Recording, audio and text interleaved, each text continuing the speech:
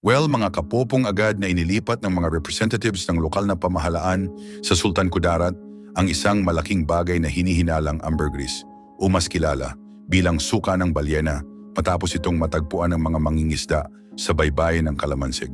Sa mga oras na kumalat ang balita, mabilis ding umikot ang usapan tungkol sa posibleng halaga nito na ayon sa ilang residente ay maaaring umabot mula 500,000 piso hanggang higit 4 na milyong piso depende sa kalidad at timbang. Ayon sa mga nakadiskubre, una nilang namataang palutang-lutang ang kakaibang bagay malapit sa Pampang. Sa una ay inakala lamang nila itong karaniwang debris mula sa dagat. Ngunit nang lapitan nila ay napansin nilang kakaiba ang kulay, tekstura at amoy nito. Dahil sa mga kwento ng matatandang mangingisda tungkol sa ambergris, agad nilang naisip na maaaring mahalagang bagay ang kanilang nakita. Hindi nagtagal mga kapupong ay dumating ang mga opisyal upang suriin ang natagpuan. Dinala ito sa mas ligtas na lugar para mas maayos na matingnan ng mga eksperto. Sa mga oras na ginagawa ang pagsusuri, marami agad ang nagtanong kung bakit hindi naiwan sa mga mangingisdang unang nakakita ang naturang bagay. May ilan ding nagtatanong kung may batas bang nagbabawal sa pagbebenta nito kahit napadpad lamang ito sa dalampasigan. Sa social media, maraming netizen ang nagpahayag ng kani-kanilang opinyon. Ang iba ay nagsabing dapat magkaroon ng bahagi ang mga mangingisda kung mapapatunayang tunay ngang ambergris ito. Para sa ilan, malaking tulong sana iyon sa kanilang kabuhayan, lalo na't matagal nang umaasa ang karamihan sa pangingisda bilang pangunahing hanapbuhay. May mga residente rin mga kapupong na nagsabing noon lamang sila nakakita ng ganoon kalaking kahina-hinalang bagay mula sa dagat. Ayon sa kanila, mabilis na dumami ang mga taong gustong makakita rito matapos kumalat online ang ilang larawan at video. Ang iba ay napapaisip kung paano nagkaroon ng ganoong pambihirang bagay sa baybayin ng kanilang lugar. Sinabi ng ilang eksperto na ang ambergris ay itinuturing na pambihirang sangkap na ginagamit sa paggawa ng mamahaling pabango sa ibang bansa. Maaari umano itong manatili sa dagat ng napakahabang panahon bago mapadpad sa Pampang. Sa mga oras na tumatagal ito sa tubig alat at init ng araw, mas nagbabago umano ang kalidad nito. Dahil dito mga kapupong, nananatiling mataas ang interes ng publiko sa bawat ulat na may kaugnayan sa ambergris. Sa ilang bansa, kilala itong isa sa pinakamahal na natural na sangkap na ginagamit sa industriya ng pabango. Gayunman, hindi basta-basta maaaring ibenta ang anumang hinihinalang ambergris nang walang wastong pagsusuri at dokumentasyon mula sa mga autoridad. Sa Sultan Kudarat, naging pangunahing usapan sa mga tindahan, palengke at pantalan ang pambihirang pagkakadiskubre.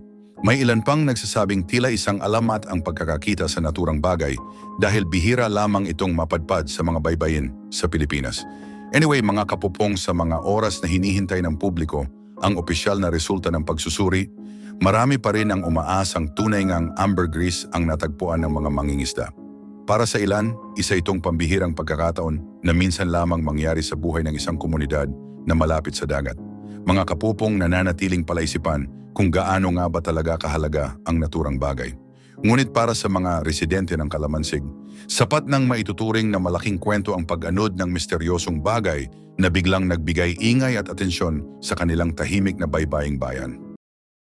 Well mga kapupong, agad na ipinasara ng lokal na pamahalaan ng Pasig ang isang kilalang hotel matapos itong may ugnay sa umano'y ilegal na operasyon na natuklasan sa isang KTV-style na establishmento sa lungsod kasunod ng isinagawang operasyon ng National Bureau of Investigation. Ang nasabing aksyon ay isinagawa matapos makalap ang sapat na ebidensya na nagpapakita ng ugnayan ng dalawang lugar sa mga aktibidad na labag sa regulasyon. Sa mga oras na isinasagawa ang operasyon, higit sa 50 kababaihan ang nailabas mula sa loob ng KTV venue.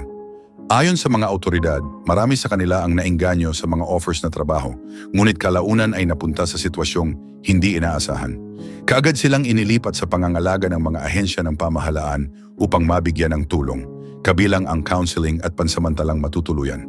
Lumabas sa investigasyon mga kapupong na ang KTV bar ay nagsisilbing sentro ng koordinasyon habang ang mga transaksyon ay isinasagawa sa mga kalapit na lugar, kabilang ang isang hotel na ngayon ay isinailalim sa masusing pagsusuri.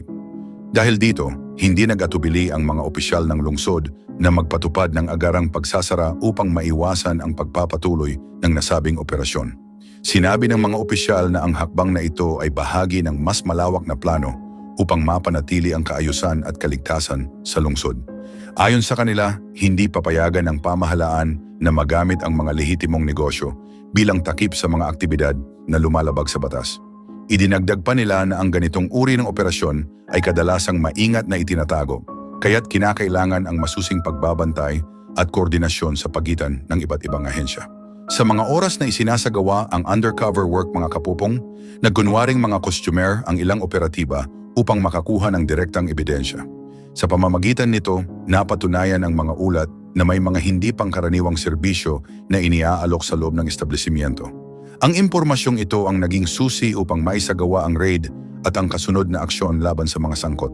Patuloy naman ang paghahanap sa ilang individual na hindi naabutan sa lugar. Ayon sa National Bureau of Investigation, may mga persons of interest na kasalukuyang tinutukoy at hinihikayat na makipagtulungan sa investigasyon. Hindi pa isinapubliko ang kanilang pagkakakilanlan, ngunit tiniyak ng ahensya na ginagawa ang lahat upang mapanagot ang mga may kinalaman. Anyway, mga kapopong, kinumpirma ng mga eksperto na ang ganitong uri ng operasyon ay kadalasang gumagamit ng iba't ibang lokasyon upang mailihim ang kanilang aktibidad. Sa ganitong paraan, nahihirapan ang mga awtoridad na agad itong matukoy. Gayunpaman, sinabi rin nila na sa tulong ng mas pinaigting na intelligence efforts, mas nagiging epektibo ang pagtuklas sa mga ganitong gawain. Iba't ibang reaksyon ang lumabas mula sa komunidad. May ilang residente ang nagpahayag ng pagkabahala, lalo na't ang lugar ay kilala bilang Abalang Commercial District. Para sa iba, ang mabilis na aksyon ng pamahalaan ay patunay lamang na seryoso itong tugunan ang mga ganitong isyu. Ang mga negosyante naman sa paligid ay umaasang mas paiigtingin pa ang inspeksyon upang mapanatili ang tiwala ng publiko. Sa panig ng lokal na pamahalaan, mga kapupong, sinabi ng mga opisyal na magsasagawa sila ng mas mahigpit na monitoring sa mga establishmento. Kabilang sa kanilang plano ang regular na inspeksyon at mas malinaw na patakaran upang maiwasan ang katulad na insidente sa hinaharap. Hinikayat din ang publiko na maging mapagmatyag at agad na i-report ang anumang kahina-hinalang aktibidad. Ang mga kababaihang nailabas mula sa operasyon ay kasalukuyang tinutulungan upang makapagsimula muli. Ayon sa mga social workers, mahalaga ang tuloy-tuloy na suporta upang matiyak ang kanilang maayos na kalagayan. Kabilang dito ang pagbibigay ng pagkakataon sa kabuhayan at patuloy na paggabay sa kanilang pagbangon. Well mga kapupong, habang nagpapatuloy ang investigasyon, inaasahang magsasampa ng kaukulang kaso laban sa mga mapapatunayang sangkot. Sinabi ng mga opisyal na ang bawat detalye ay sinusuri upang matiyak na magiging matibay ang mga ebidensya. Nananatiling layunin ng mga awtoridad na mapanatili ang kaayusan at proteksyon para sa lahat ng mamamayan sa lungsod.